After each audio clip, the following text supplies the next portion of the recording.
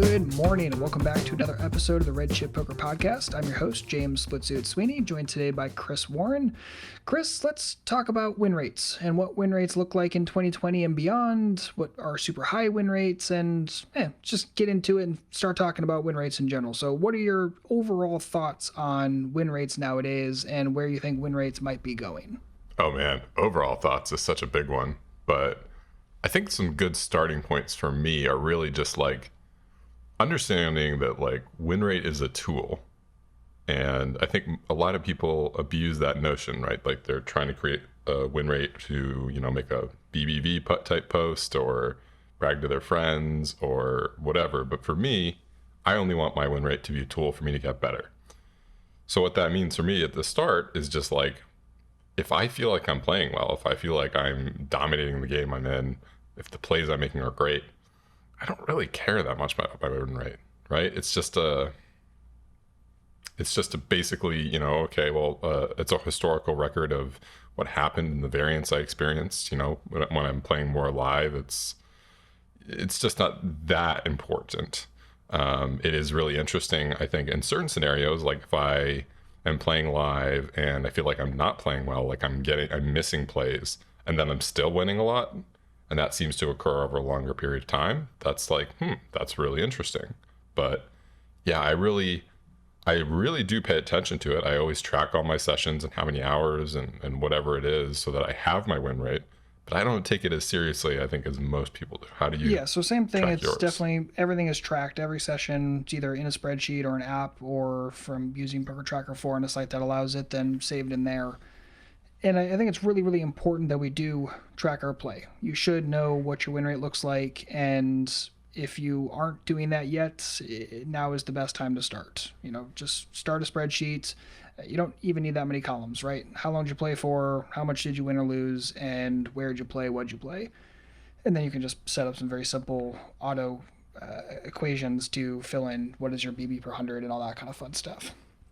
But I think it's kind of an interesting conversation when it comes to win rates, because I think live players and online players look at this very differently. Online players are very focused on BB per 100, whereas live players are very focused on dollar per hour. And if you actually try to carry it across, I think it's very important if you're an online player to also think about how much you're winning per hour. And if you're a live player, I think sometimes it's interesting to look at what your BB per 100 looks like, especially when you're playing in a live game where maybe you're seeing 25 or 30 hands per hour. Your BB per 100 is going to look crazy compared to an online comparative.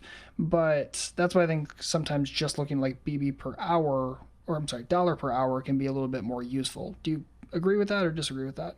Yeah, I very much, especially online, feel like looking at dollar per hour is far more important, because I think I've had a tendency, or I think a lot of people can have a tendency to really try and max their win rate, right? So a number that you can focus on and you can look at.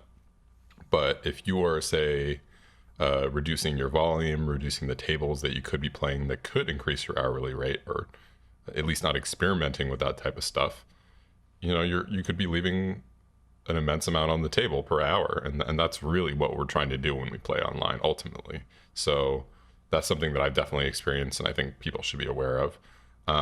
That said, one of the nice parts of really focusing in on a high win rate is you do kind of protect yourself from variance and potentially make if there was a problem in the game, cheating or whatever, you tend to be more protected if you have a very high win rate and it becomes obvious if it changes. So it is something that I tend to balance out. But yeah, at the end of the day, I think it's something that people overvalue and then also undervalue at the same time. I think that's totally fair. And I think one of the toughest things is just at its most base form is it's always going to be a sample size issue. Very, very few people have a good sample size in this game. Obviously, the grinders who put in tons and tons of volume are going to hit sample sizes that they can say, okay, this is my win rate, and I can understand at least how to predict to an extent of what my win rate might look like over the next short-term period.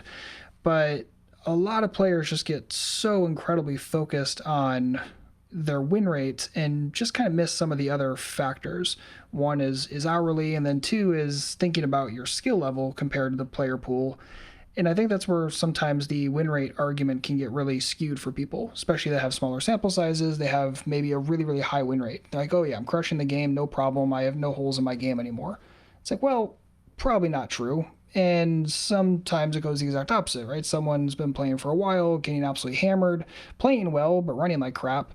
And what are they drawing from the win rate data? Which is why we can't just look at win rate. It has to be looked at other factors.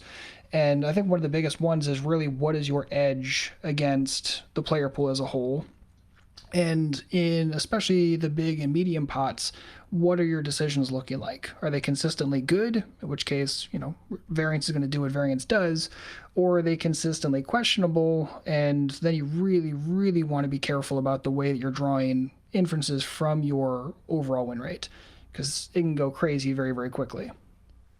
What's up, everyone? Just wanted to cut in real quick and tell you that we have a new section added to Core. If you don't know about Core, Core is our structured poker course. It costs only $5 to get started. It's $5 a week. And with that, we've added these new core ranges, which is just sort of a very go to the felt strategy that you can get started with immediately. Clear ranges that you can use in the most common situations: 3-betting, 4-betting, calling raises, all that type of thing, specific to online and six max. So whatever you need for your cash game ranges.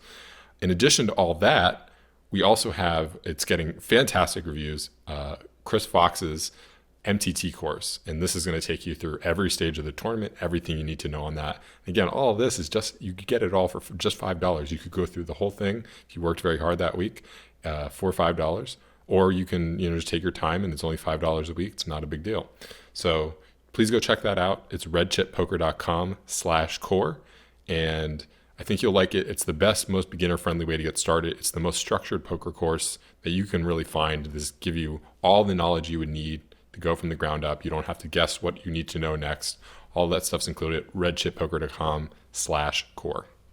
It's really tough because it's a topic and just an idea that very quickly starts to run into people's trouble dealing with statistics and randomness and your brain's emotional handling of all that.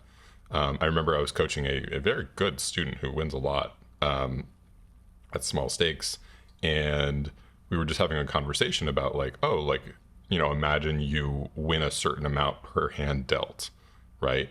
And what that would be at live, and then how that kind of plays out over time. Whereas if you were trying to make a decision, you should always make the highest EV decision because it'll increase your win rate per hand. And even though that increase is very small, that expected value you're getting or increasing adds up so quickly.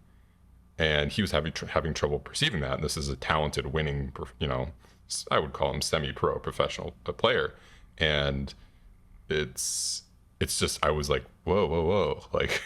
We have this sort of fundamental misunderstanding. And so I feel like I run into that a lot whenever I talk to someone about win rate. It's I've historically had probably win rates that I think exceed what people think is possible. And of course, I can't say with any definitiveness that I am, a genius and just crush all the games.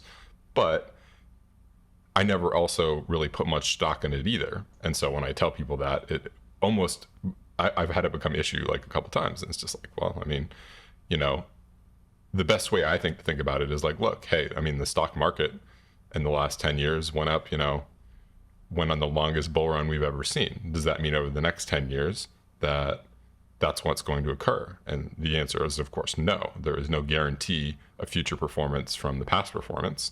And, it really applies to your poker game, right? It's, if I were to play, a 250,000 hands, there's no way the way I'm playing at the beginning of the 250,000 hands and the way I'm playing at the end are going to match up at all. That's a really important point that I think gets overlooked a tremendous amount when we have this discussion, because, and this is why the sample size issue is so kind of silly, because you're exactly right. The way that you're playing in the beginning of that 250,000 hands is going to be different than at the end. And also the general player pool is almost certainly playing different in the beginning versus the end. So even if you have a big sample size, right? If that big sample size is spread over, say, 3 or 4 years, Well, it's not particularly useful. We'd have to look at the snapshot that represents kind of the current player pool in its current iteration. And like you said, it's not a guarantee that the player pool is going to play the exact same way over the next period of the same number of hands, or that you're going to be playing the exact same way either. So it's don't use this as the entire thing you focus on, because like I mentioned earlier, you can make really good decisions that lose in the short term, and you can make really, really bad decisions that win in the short term. So just looking at the pure win rate isn't really going to be the best thing in the world for you. And take this from someone who, I mean, I remember back in college, probably like junior and senior years, I was wrapping up and thinking about, okay, am I going to play poker full time after I graduate? I was already playing mostly full time at that time anyway, so I was like, all right, am I going to continue doing this? And I would run out like, okay, if I keep this same win rate for the next 5 years, how am I doing? Am I happy with that or not happy with that? What if that win rate is halved? What if I get much better and it's doubled? What if I break even for a long period of time and I'm living like solely off rakeback and bonuses and crap like that?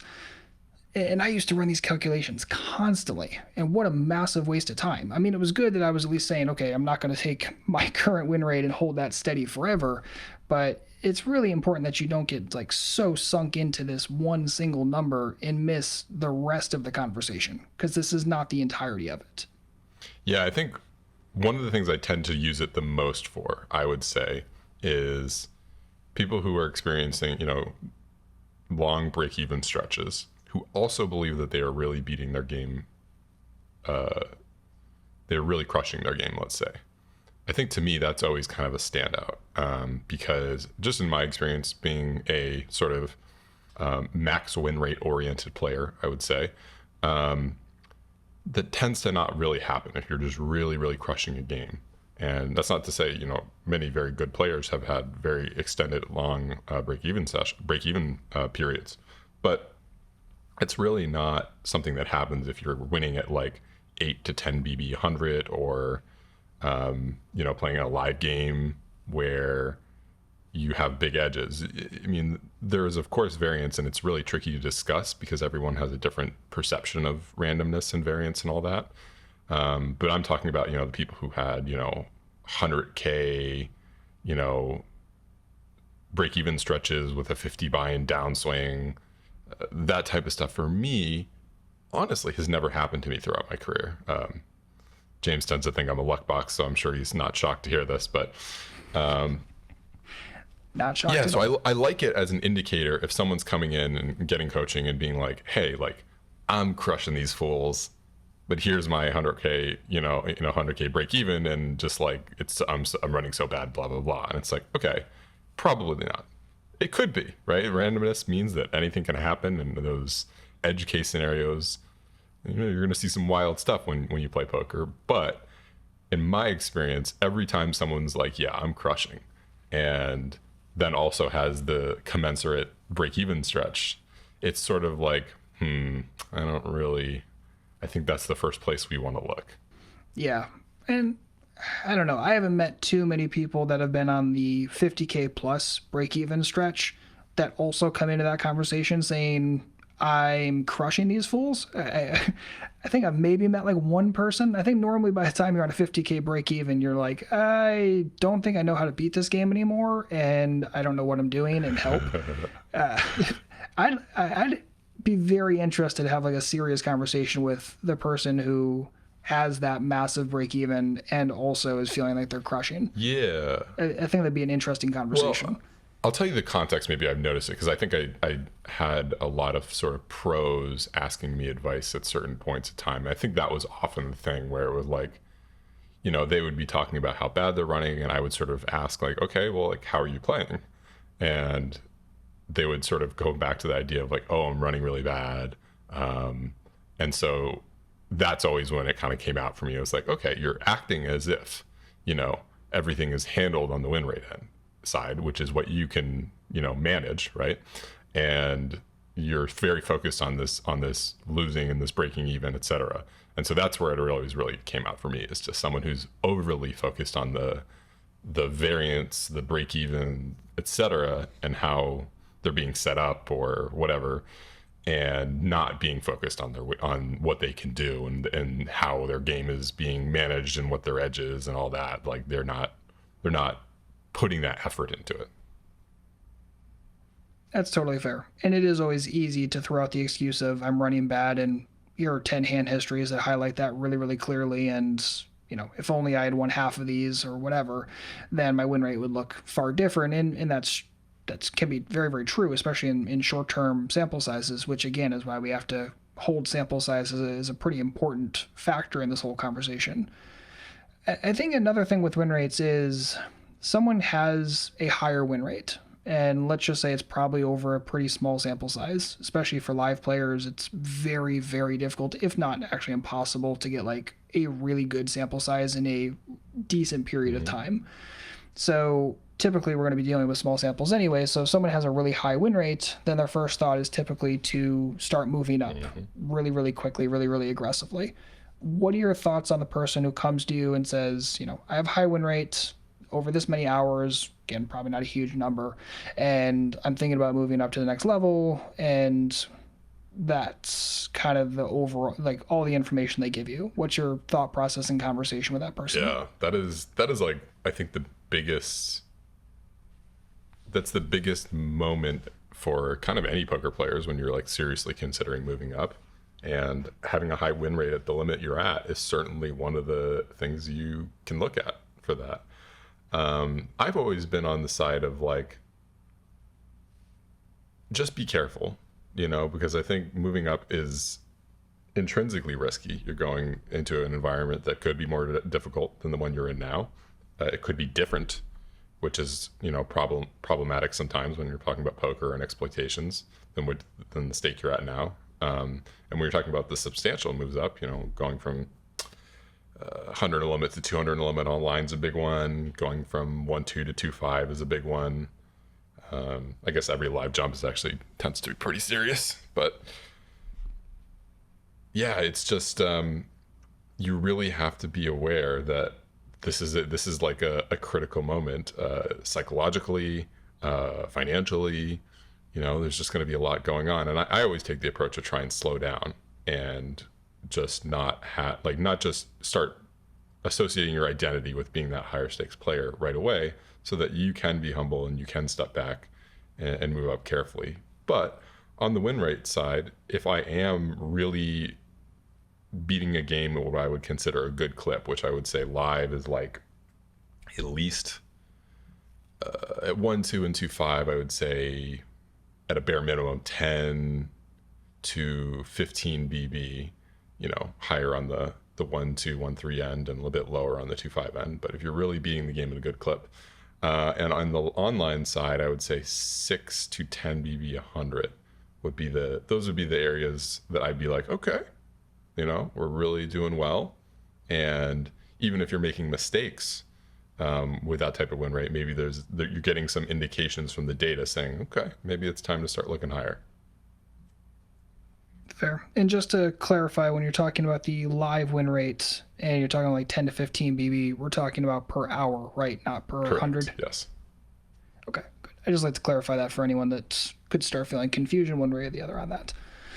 So I'm kind of inclined to agree. I'm not sure if we've talked about this over the years, but it's actually funny. You and I share a very, very similar thought process when it comes to moving up and identity, and not putting your entire identity in I am now who I am is the next level above, because I agree with you. It makes it absolutely hellish if you have to move down. And that's why I think taking a shot taking thought process for a while is more valuable than just saying, I'm a 1-2 player today, and on Friday I'm going to be a 2-5 player, and that is it.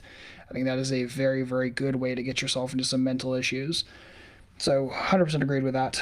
In terms of moving up, like I kind of just said, I really do think taking an extended shot taking period is very, very valuable and better than just saying, I'm a smaller person today and I'm a bigger person the next day. Just because you can start getting some information on how that next level up is playing. You can start really starting to deduce what your edge could possibly be in that game. And from there, maybe possibly say, okay, do I think I could pull this win rate or that win rate? If I pulled a smaller win rate, what would my hourly look like, and what does that compare to my home level?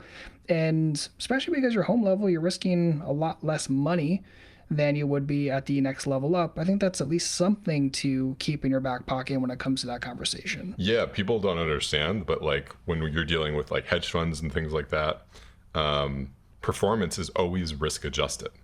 So it's like one of the things that's sort of well known, like let's say you have a hedge fund that, creates a 5% edge per year, right? Everyone who invests in that hedge fund will be aware of what the risk ratio is. So maybe the standard deviation on that 5% return is 1%. And that's a 5-to-1 risk reward ratio. It's fantastic. But in poker, I think people tend to not be aware, and they might go to a hedge fund that says 10%, edge per year, but their risk, their standard deviation is 5%, and they'll go, well, I want the 10%. In fact, I remember I had a friend, back in the good old 2005 poker days, and I think he went to his financial manager and basically said, "Make it risky," which was really funny. Because what you really want to do is you don't want to make things risky. You want to get the best risk-adjusted edge that you can, generally speaking. Because oftentimes if you have a very good risk-adjusted edge, you can get more money, you can get more leverage very cheap relative to the risks that you're taking, and increase the amount of money you make in other ways. So yeah, when someone's moving up and being like, well, I'm going to make all this money, and it's like, yeah, but you could make the same amount minus 20%. This is very common. I notice in live. If you have someone who's a very good 1-2 player, I think you can make $30 an hour to $40 an hour potentially. $40 an hour is crazy, but it's like possible. Yeah. If your game plays a little deep stacked and you're able to really table select and things that almost no one does, but it is possible. And when I see that, and then they're like going to play 2-5, and then it's like, they're not getting the advantage as much. They're, getting, caught by a few of the better players, and they're dealing with way, way, way more variance than they would be at 1-2, and that's tilting them sometimes. And it's like, from a strict financial perspective, like you should be playing 1-2. Like there's no question. The risk adjusted, extra $10 an hour you might be making that we can't really prove is just, it's often not worth it. I always want to play in the best game I can play in. That's my identity. And, I think a lot of people who start to move up, start to get that, I want to be this game player or that game player. And they don't really focus on, what's really going to be the best for them. Yeah. 100% agreed. And it's just so funny, like any conversation that has to do with money, right? We're just talking about raw cash, and as soon as we start having that conversation, you just see like half the people listening just shut down. They don't want to talk about money, and then about half of the remaining people get really, really ego and want to like puff up, and these are the people that just start yelling about how they have massively high win rates, or that nobody can hit some win rate that they've been unable to attain. And then there's another portion of people that are just very silent, just listening very, very intently. And it's just so funny the way that people, you can really see the issues and the leaks and the way people think about money come out when we talk about poker, and the way that they're going to invest or think about money in poker. Like it just becomes so incredibly clear. I mean, even when I was kind of playing my most amount of volume online, I would regularly have conversations with people who were like, why aren't you playing 400 NL constantly, or 600? Because probably could have pimped out a win rate there and done okay. I was like, well, I could definitely do that, but my hourly rate is probably not going to be all that high compared to where I currently am. It'll probably be positive, but I don't think I'm going to like crush that game just because I hadn't played it all that much, and it would have taken a lot of extra work. Or I could stay where I'm currently at, crush out a very, very easy hourly, and also not risk all that much and not have to worry about going on a $4,000 downswing. Whereas you can do that at 400 NL in a weekend, like without breaking a sweat. It's like, I don't know, kind of comfortable with where I am at the moment and making a fine hourly. And I think that's one of the really important things is a lot of people, when they think about their win rate right this moment, they say, okay, when I move up, I'm going to keep a very similar win rate. It's like, well, that's a fun thought, and maybe, but probably not. Like, literally, my math is always okay. Assume your win rate drops in half when you move up, if nothing else, because there's going to be that initial period where you don't really know much about the player pool. You're still trying to develop reads and information on your opponents, especially if you're in a smaller pool. That's very, very important, and just so many other different factors. People tend to play better as you move up, or at least the average person in the player pool does. So run the math that way and then see if it makes any sense. And then see if you're comfortable with that financial risk.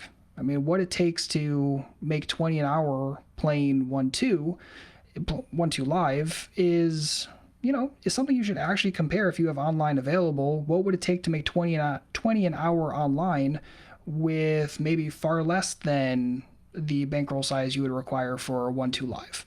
If nothing else, it's worth the thought experiment rather than just looking at one single raw number, because I think, again, that just misses the point.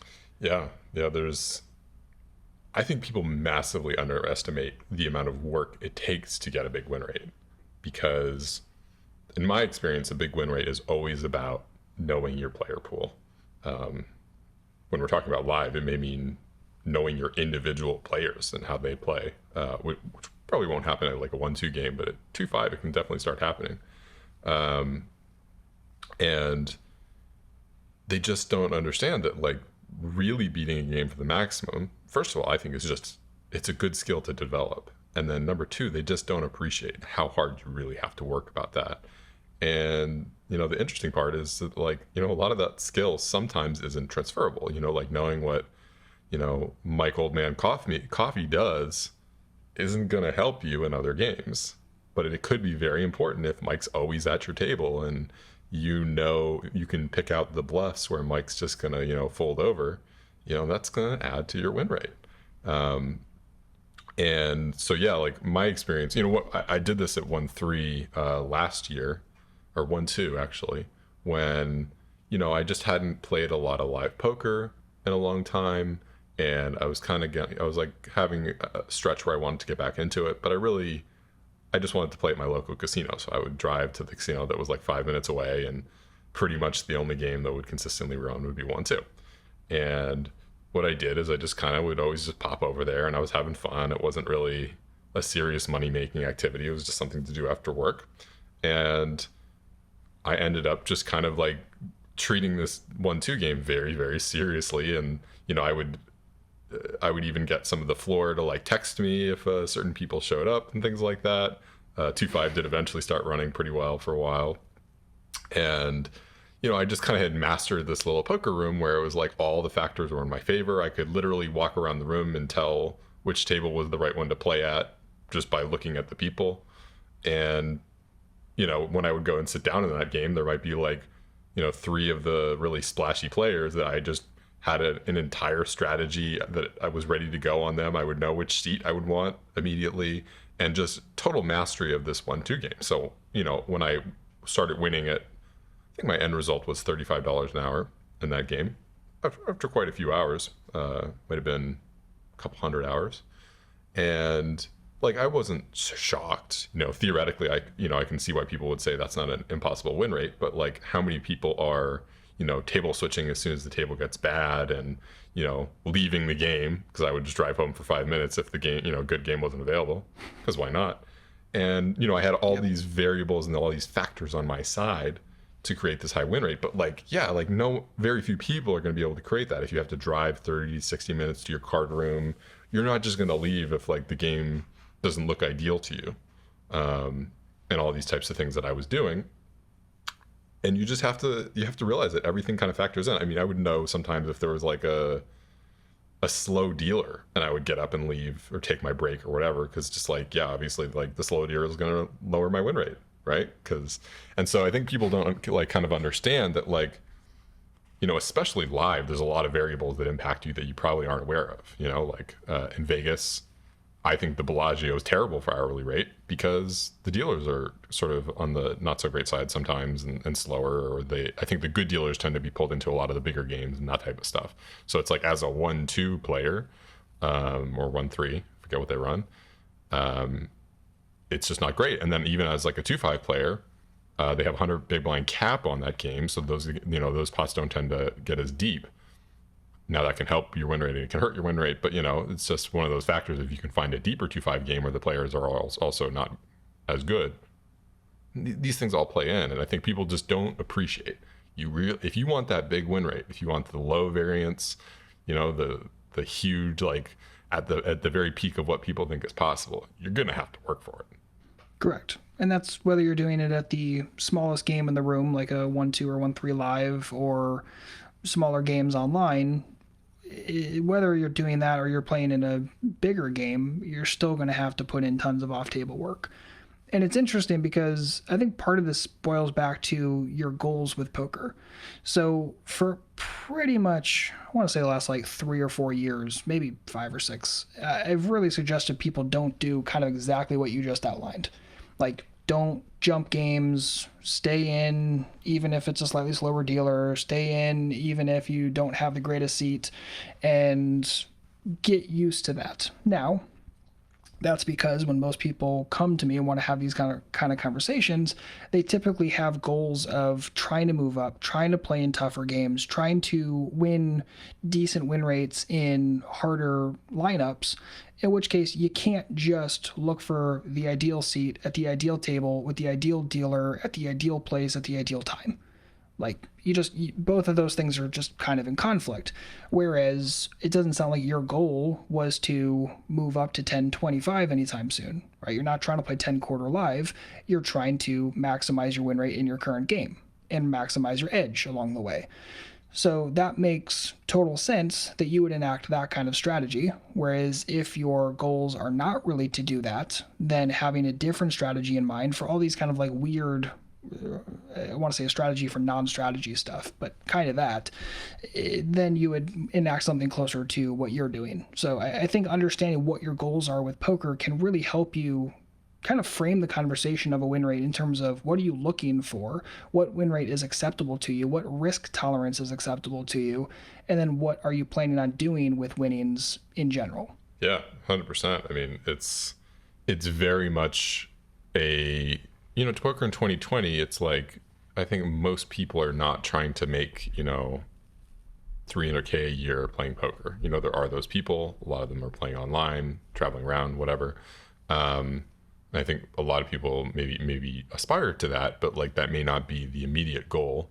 And like you said, testing yourself in a tougher game is like a reasonable way to kind of gauge how good you are at the game. I've always been a person who played poker for money.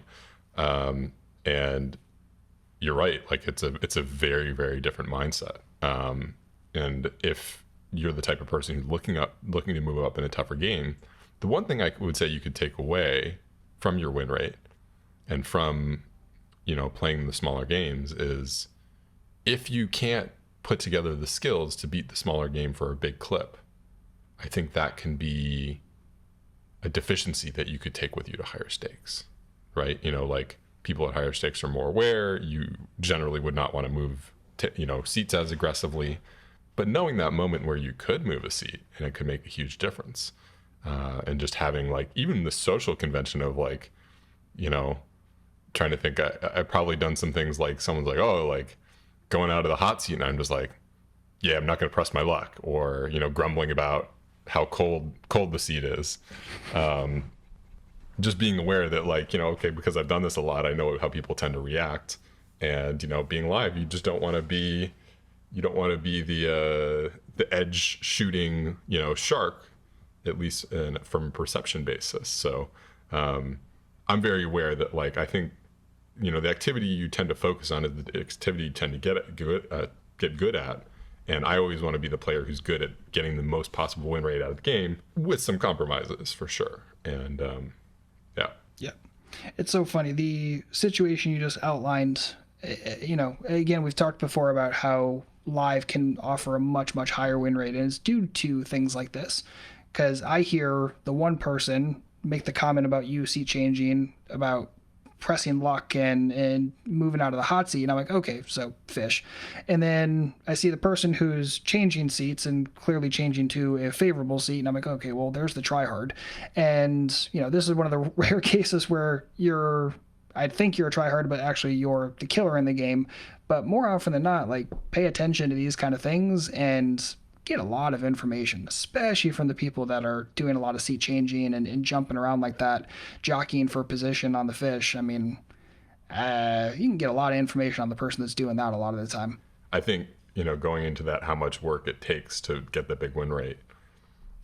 I mean, you and I as professional, you know, having been professional poker players and surviving off our winnings, people often underappreciate how much effort it goes into little decisions like that and how much effort you are putting in at the table and being aware of, because it's just, you know, they may approach it more as a hobby. So be aware that, like, even beating 1-2 or 1-3 for a very large win rate it's a substantially sophisticated activity. I don't want to undersell people. So if you are new to the game and you are just, you know, making $10 or $20 an hour at 1-2 or 1-3, that's fantastic. Like, you should not be concerned. You are on a good path and that everything's going well. And you still, of course, you know, whenever you do an activity like poker, which has so much risk, you should probably have some dedicated improvement time built in. But definitely don't feel bad about winning at like an okay clip, right? Or, you know, that's a good clip. It's just not as high as it could possibly be in theoretical conditions and everything going perfectly and you being the best player you could be. But very much not anytime you have any positive win rate in the game, it's things are going well when you consider how many players lose in poker. And I think that's honestly a good place to put a pin in the conversation, because this isn't to make anybody feel bad about dragging any sort of positive win rate. Like, not in the slightest. Like you said, most players in this game are losing players. I think the number is right, like 80%, something like that. Like, it's probably a little higher, actually. Like, the average person just loses, and that's rake, and that's due to good players are out there, and they just vacuum up all of the easy dollars that are out there. So if you're dragging a positive win rate right now, like, congratulations, seriously. The rest of it is just, what are your goals with it? And also keeping in mind, I mean, poker for most people is just a hobby. So you can go play golf and just dump heaps of money and there's really no way for you to ever recoup it. Or poker becomes a really, really wonderful option because you can actually drag a win rate as well doing something that is a profitable hobby. There aren't very many profitable hobbies available out there. So if you are dragging a positive win rate, again, congratulations. And then the next question is, how much harder do you want to work? Do you want to continue working harder to try to maximize your hourly, or try to get to the point where you can move up and play against different players? Get really, really clear with yourself on what your goals are. And I think the path forward will illuminate itself clearly. But hopefully by this point, you have a general starting point on kind of what the highest win rates look like in 2020. And I'd say they'll probably remain semi-similar going into 2021. And yeah, again, hopefully that gives you a good starting point for having that personal conversation. And if you want to have the conversation with us, don't hesitate to reach out on any social media at Redchip Poker, or always on our site, redchippoker.com. But as always, thank you, Chris, so much for jumping in, having a conversation today about win rates. Thank you for listening, and we'll see you back next week with a brand new episode. In the meantime, good luck out there and happy grinding. Hey guys, just a quick reminder before we cut out. Go check out redchippoker.com/core for the most structured poker course you can get. $5 a week, redchippoker.com/core.